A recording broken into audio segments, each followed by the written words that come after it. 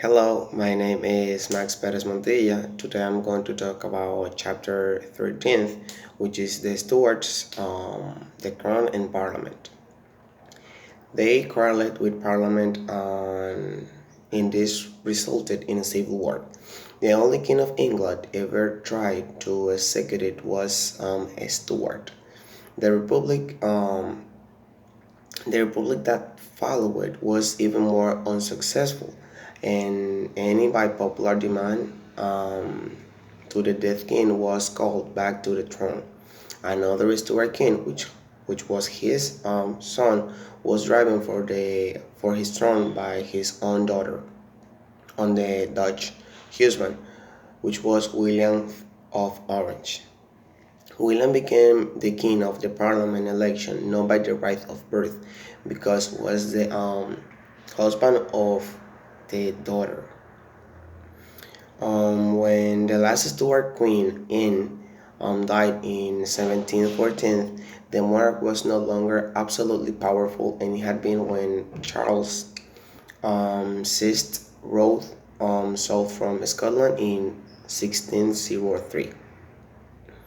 Um, These important changes did not take place simply because Stuarts were bad rulers.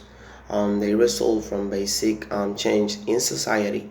During this 17th century, economic power moved even faster, even the hands of the merchant and landowning farmers classes. The crown could no longer raise money or in the government without their cooperation. Parliaments again the crown. The first sign of the trouble between the crown and parliament came in 1601 when the commons were angry over Elizabeth's policy because she was raising taxes, and the policy that she had in the economy area was not good.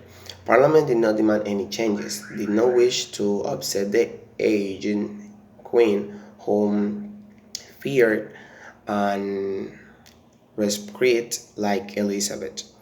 James, which was the husband of Elizabeth, tried to rule out Parliament was as much as possible. He was afraid it would interfere, and he preferred to rule with a small conk. Elizabeth, when Elizabeth died, left James a huge debt larger than the totally yearly income of the crown. Events in Scotland made Charles, the son of Elizabeth and James, depend on the Parliament, but events in Ireland result in a civil war. James had continued the Elizabeth policy and colonized the eastern northern part of Ireland, mainly with farmers from the Scottish lowlands. The Catholic Irish were sent off the land, and even those who had worked for Protestant settlers were not replaced by Protestant workers um, from Scotland and England. The Civil War in 1641, it starts. Most people worth in country and in the towns did not wish be in any of both sides. In fact, no more than the 10% of the population became involved. Most people were happy that they were ended in 1645, and trade had been interrupted, and Parliament had introduced new taxes to pay for the war. In many places, had told both armies to stay away from these areas in order to avoid another war again.